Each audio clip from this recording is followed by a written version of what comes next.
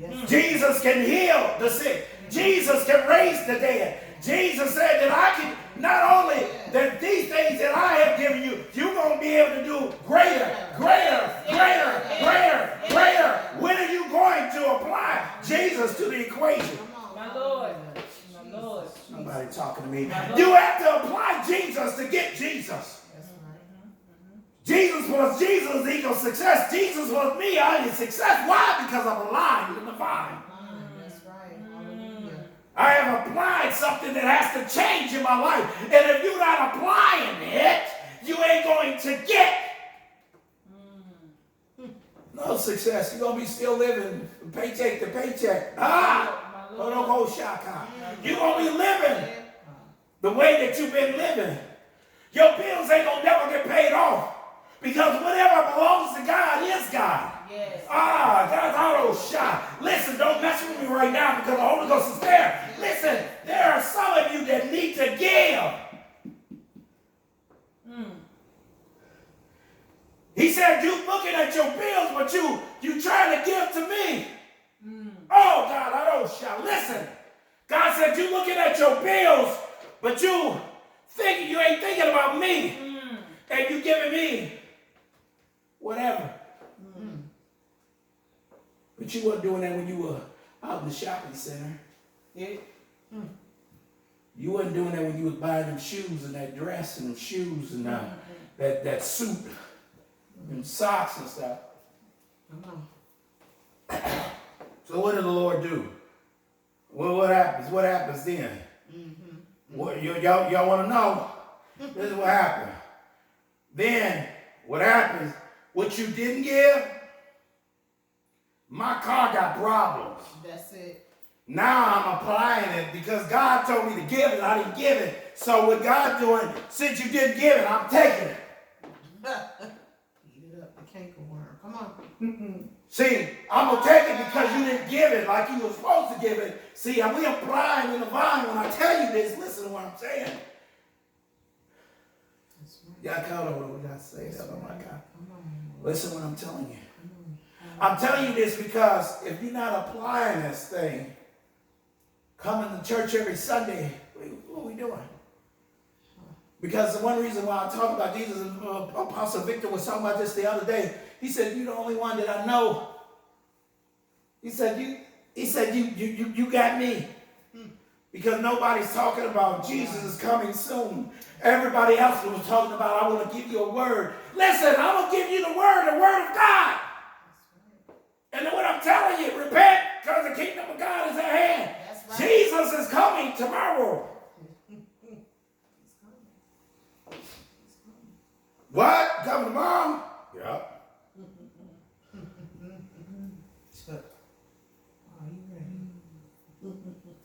What do you mean he's coming tomorrow? How you know?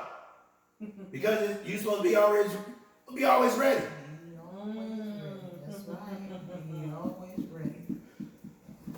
You're supposed to be prepared for the coming of Christ as if that he's going to ring the doorbell any moment. You're supposed to be prepared for the coming of Christ as if he's getting ready to walk in the room. He's here already. Are you ready? Ready, set, let's go.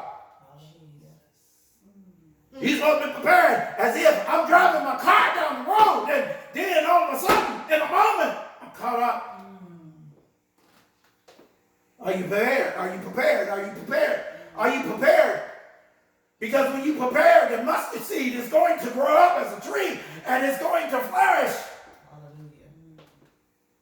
And man may cut it down to prune it, but guess what? It's going to continue to grow. Why? I'm going from glory to glory to glory to glory to glory to glory.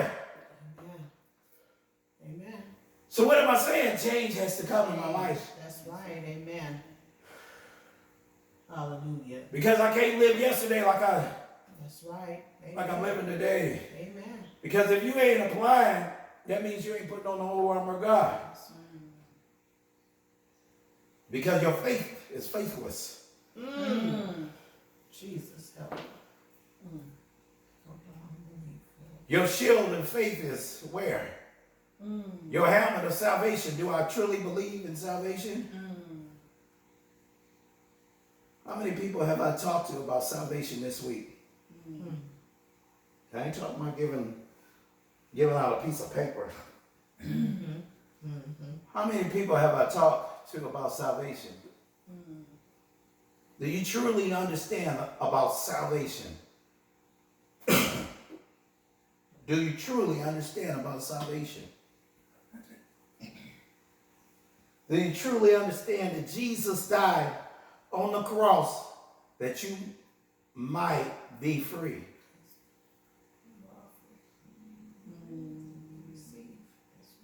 Now, you reason why I say might?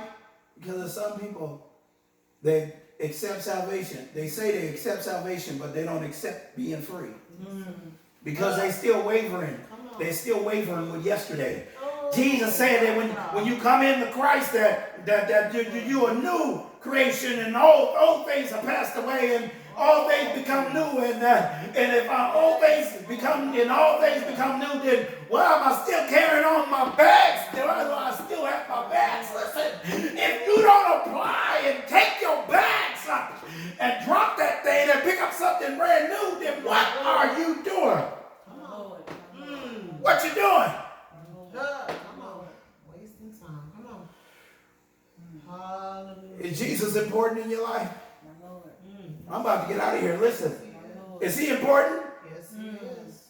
I keep saying what you put in him is what you're going to get out of. When you say you want a house, God can give you a house that's paid for. No questions asked. If he can give you a car that's already paid for, and just walk up in there and say, God told me, listen to me, don't tell me it can't be done. I tell you, I told the guy to go do that. He walked out of there with a brand new Grand Am back in the day.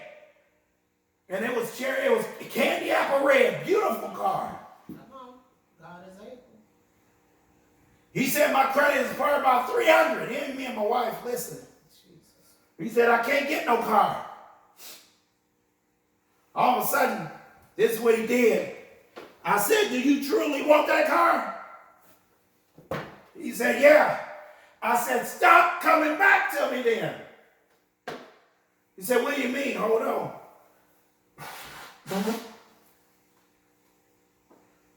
I said, watch this. Forget the salesman. Forget the salesman. Ask for the general manager.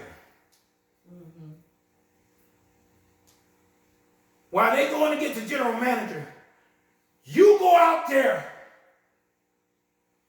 You go find a car that you want, not what you can afford. Go out and get the car that you want. You and your wife, put your hands on that car.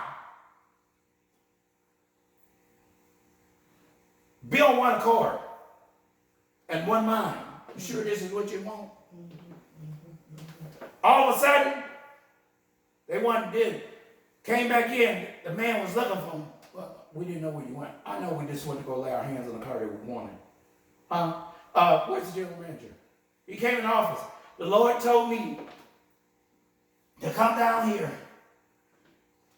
and get the car that I wanted.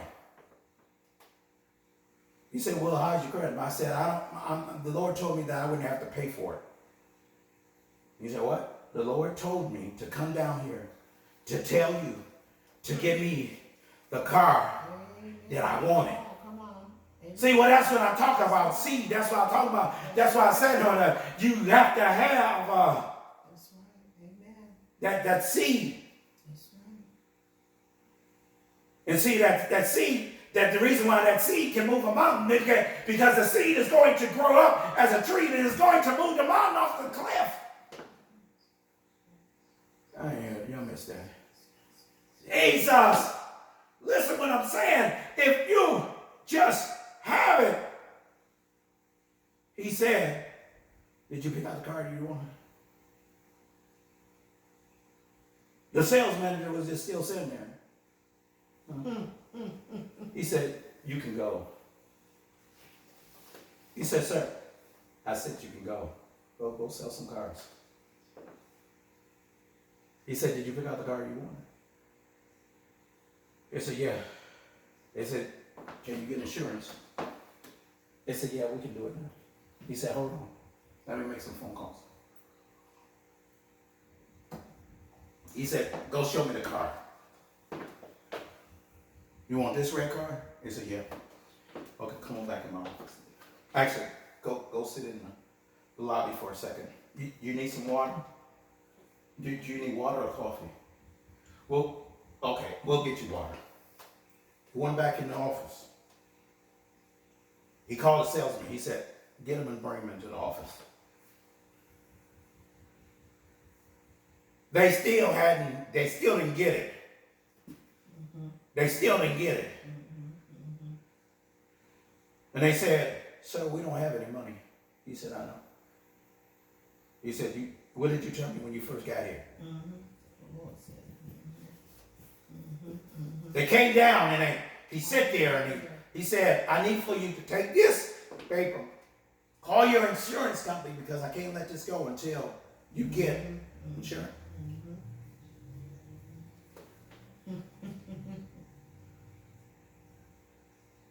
Okay, it's covered. Did they fax the paper in? Okay, I got it. Sign here. You sign here. Sign here. Sir, we can't afford anything. Okay. Sign here. Can you have a salesperson come in here, please? Go take this tag and put it on the back of the truck, on that car.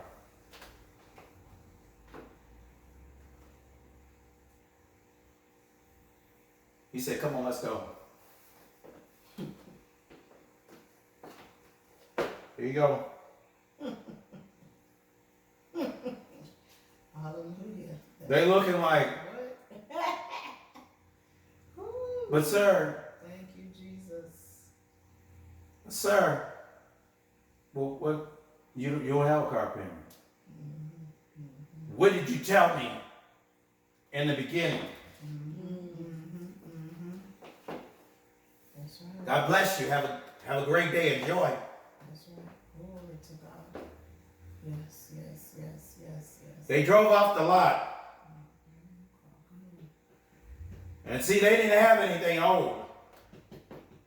They didn't have anything that they could afford. They didn't have just any car. They got the car that they wanted. Did you hear what I'm saying? Ain't nobody talking to me. He didn't get what they didn't get what they could afford. They actually got what they want because it was faith that brought them down there. And then it was faith. They believed. That's right. Jesus said these things come to those who believe. When are you going to start believing? Because when you start believing, listen, belief starts to apply to your life, and then all of a sudden there's change that comes. That's right. Amen. Change can't come unless you believe first. That's right. Amen. Amen. And if you don't believe, you ain't going to be able to do nothing. Jesus said that you will be able to do these things and more. When are you going to believe? When you don't believe. Come on, hallelujah. Yes. Lord. See, when we put belief and which is called faith into action, oh my God, Jackson, you will be able to climb a mountain. That's right. That's right. Hallelujah. You won't even be able to. You get up the mountain, you'll start coming up the mountain, and you'll see yourself running up the mountain. Why am I going to see myself running up the mountain? It's because I'm starting to stumble. In order for me to stand up, I got to run up the steep hill. Why? Because I can't walk this thing. Because it's too steep. So I'm going to have to stretch my legs. What is stretching my legs? It's a stretching of my faith. And it's taking me somewhere I ain't never been before. Yes. And the stretching of my faith is that where God is taking me to one level to another level. They're taking me to one room to the next room. My God, I don't want to be in the same room that I was in yesterday. Jesus. Change has to come below me. Unless I get it. I gotta get it. I can't talk to the person that's next to me. I don't care what you're going through. Baby, I'll feel for you. I'll pray for you. But listen, I gotta go. Jesus. Yes, God. Hallelujah. Jesus. Yes. I gotta go. Yes. sorry. I'm sorry. Yes. I feel for you. Yeah. Be praying for you. That's why with Jesus, he appointed the 12 to apostleship. He took the 3. Why did he take the 3? Why did he take the 3? Because those are the ones that believed the most in the crowd. They wanted more. I got to have more. I got to know more. I want to know more. I want to be closer. Oh, where's your closeness to him? Your intimacy with him. And if your intimacy don't put in nothing, you ain't getting nothing out of it. Hallelujah. Yes, God. Yes. Intimacy. Jesus. It's a change of heart. Listen, I can always love. Why? Because there's an intimacy that I have with him that I can give to someone else. I'll never be tired of that. That's right. But if you ain't applying it good, you ain't going to get nothing. Jesus. You ain't going to get nothing. I can tell you, I can preach on you this. I can preach on it. But God told me to let you stay. No, listen. I got to get this out of me. Listen. I need for you guys to apply this to your life, because if you don't apply it to your life, you ain't getting nothing. That's right. Come on. Hallelujah. And aren't you tired of living the same way that you were living yesterday? Aren't you tired of living the same way that you did a week ago? Jesus. You're going through the same thing. You're going to the same job over and over again. Well, I got to make a living. And that's what you're giving God. I got to make a living. I got to make a living. But wasn't it God that gave you the job? Wasn't it God that gave you the job? Well. Wasn't it God that gave you the raise? Wasn't it God that gave you the raise? It ain't but 50 cents. But listen. It's God anyhow. Well. He didn't have to give you that. All right. You're not even grateful for what he gave you. The Bible said if you be faithful over a few things, that he will make you rule over many. Don't you mess with me. You need to be more faithful. If you say that you're grateful for what God gave you, then stretch your faith and stretch the bucket. There you go. What am I talking about? Oh man, you don't start talking about money. You say you want a house, right? Yeah, come on. You say you want a house. God can give you a house. Listen, if he did it for them back then and back in 1990, 90, if he did it for them, a husband and wife, they were struggling in the army. They was husband and wife. They had a house on post. So the only thing you paying is electric. Oh, wait a minute. You ain't paying electric. You just paying rent. They got a son and a daughter. And how it is in the military, let me explain it to you. The man gets in the military. He get money for his wife. He get money for each child. And then when you're living on post, you ain't paying nothing. You ain't paying nothing. You get the stipends. That's it. For each person that's in the house, you get money. And then you can, the wife can go apply for food stamp because she don't even have to have a job. That's it. She can apply by herself because of the government. That's it. Y'all not listening to what I'm saying. My Lord. That's right. They didn't have anything. And God gave them something brand new. That's it. If you looked at what they did when it came and got me. See, there was times that my friends had left me, and they had left me, and I said I needed a ride, and they said, well, we'll come and get you. That's right. And they came to get me, and if you would have seen that car that I don't know if you guys ever seen Jamie Foxx when he was getting ready to get married, and then on that day when he was coming into the place, the pawn shop to get his uniform, his tuxedo in the car, backfired there, boom, boom, boom. Backfired from the car. Their car, they had a little Nissan, a little small Nissan, brown Nissan. And when they turned it off, it's like, boom! Cars like that. That's right. Smoke coming out and carrying smoke everywhere. Yeah, Lord. Look at those cars. And then one day they came to church and they had to get a ride to church because they couldn't get a ride. And they said, brother, I'm sorry we couldn't make it couldn't make it to get you. They told me on Sunday. But my car completely broke down. And I said, did you go look for another car? Man, we did. They told they couldn't get approved. Yeah. I said, do you need a car? Yeah, man, we can't afford it and stuff. But they had bills up to yang yang.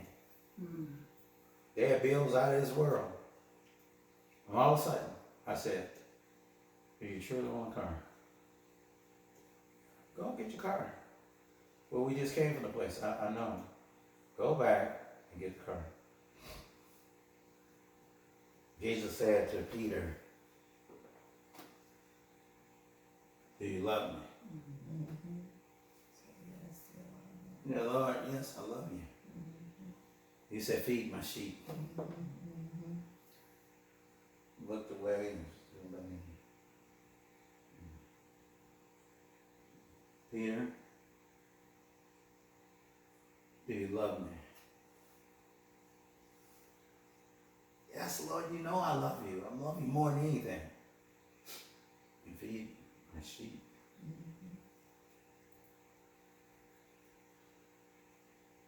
Looked over again. Peter, do you love me? He said, feed my lamb. See, Peter was grieved. The first time that I told him to go, they came back and they said I couldn't get it. Well, we did already went, and they said we can go. I said, go back and get your car. They walked away and they came back again. They said, I tell you, I won again. They said, you're back again. I said, now go back this third time. Ask for the general manager and tell him that God said to give you this car.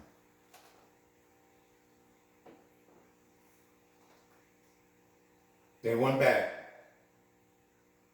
Sir, we have done it. No, you haven't. I need to talk to the general manager right now. But why? Hold on. I want to know. Did I do something wrong? No, it's nothing that you did wrong. I have to do what the Lord told me to do.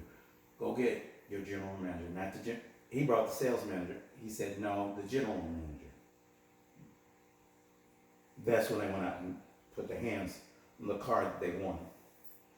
The problem is that when they went to go get the car the first time, they were getting a car that he took them to the used car and they seen this raggedy car. And then the second time that they went out, he took them to a car that they could afford. See, you have to understand what I'm saying. And that when they went to go get the sales manager, I said, go back this third time and get the car that you want. That's right. Come on. And when they went out the third time and they put their hands on the candy apple red Grand Am, 1990 that year, it was brand new. And then when it came out, after they put their hands because they were on one accord, came in and told the general manager what God said. God heard. See, we don't see the reason why we don't apply God like we're supposed to. We don't understand that he said, I prepared the table in the presence of the enemy. God has prepared for what you want. If you just go ahead and do it. I already told you what to do. I have already sent Michael. I already sent Michael for the fight, and you already at the finish line. I just want you to walk in it. When are you going to believe it? God said everybody in can have a brand new house, a brand new car, but they won't go get it. You must not want it. You don't want it. You don't want it. God shook my faith the other day. about a month ago, nobody knew about it because I wasn't saying you said I was walking around like a sick puppy. No, God said, you don't say nothing. Don't say nothing. Don't say nothing. Don't say nothing. Don't say nothing. Don't say nothing. Then all of a sudden, God blessed me. He blew my head off. Listen what I'm talking to you about. Because when you trust God in the midst of trouble, and don't say nothing.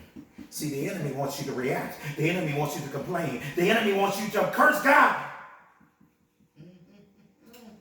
But if you praise God in the midst of, if you praise God in the midst of, and worship Him, because they that worship Him must first worship Him in spirit and in truth. If I can just worship Him, if I can get closer to Him, and trouble may come, but I got to get it. That's right. Amen. And get it, I have to apply it to my life. And unless I apply it, if I apply it, I'll never get tired of it. Hallelujah. Yes. No matter if it's day or night, I'll never get tired of it. No matter what everybody else is going on, I'll never get tired of it. No matter what hell is going on in my house, no matter what hell is going on at work, no matter what hell is going on, I'm driving my car. Listen, I'll never get tired of it. Thank you, Jesus. Thank you, Lord. Jesus has to be the reason in my life to change it. Because the Bible says, be ye transformed by the renewing of my mind. I got to be changed in a moment because my change is coming soon, so I have to change. That's right. If I don't change, I ain't going to get to my change. Oh, that's right. Come on. Yes, Lord. If I don't change, I don't get to my change. Stop taking it emotional. Fix it when somebody's telling you, change. It's not an emotional thing. This is a real thing. Jesus is coming soon. And if you don't change what you did yesterday, and I mean all yesterday, you ain't going to get to tomorrow. What am I saying? You'll tell me. You'll call to me. You'll call me. Well, Apostle, this is what happened. What did God say? That's what I'm going to ask you. I'm giving it to you. Because there's no way that I can keep giving you word each and every Sunday on Wednesday and then Friday and then when you want to talk to me. But you ain't applying it. Because if you ain't applying it, then what are you doing? What are you doing? What you doing? What you doing? What you doing? What you doing? What you doing? This is not fool's gold. This is a real deal. Jesus is coming soon. Yes, Jesus is coming soon. Jesus is coming soon. Yes, He is. Jesus is coming soon. Yes, He is. Are you ready?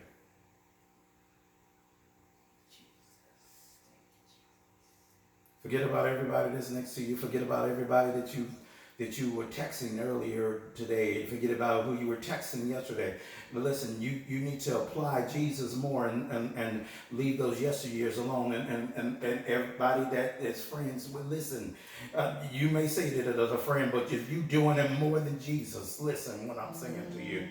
Jesus is really not there. I am not playing. This is not an emotional thing here. This is not a thing of if you like what I'm telling you. The proof is in the pudding. And when I tell you, if you don't apply it, I'll say it as easy as I can. It can get easily into your gut, not into your heart.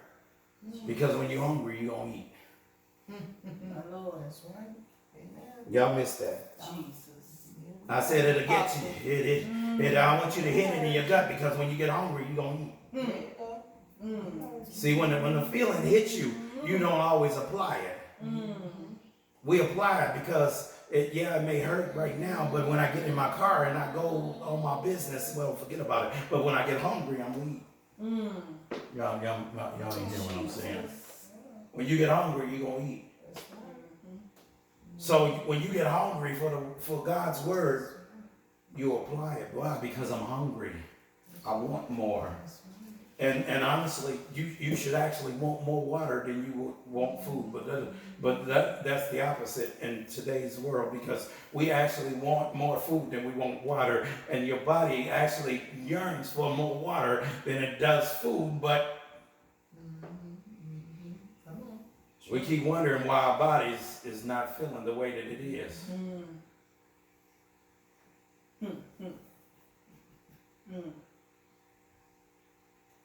I had to tighten my belt now because the changes came up in my life. I applied it. I ain't gonna tell you nothing that I ain't doing myself. I ain't gonna tell you nothing. I usually don't do this. I ain't gonna tell you nothing I ain't doing myself. If you find yourself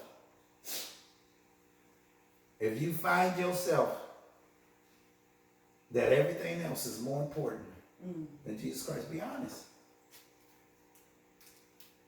If you find yourself, I'm done. If you have found yourself that everything else is more important, be transparent, than Jesus Christ, you should stand.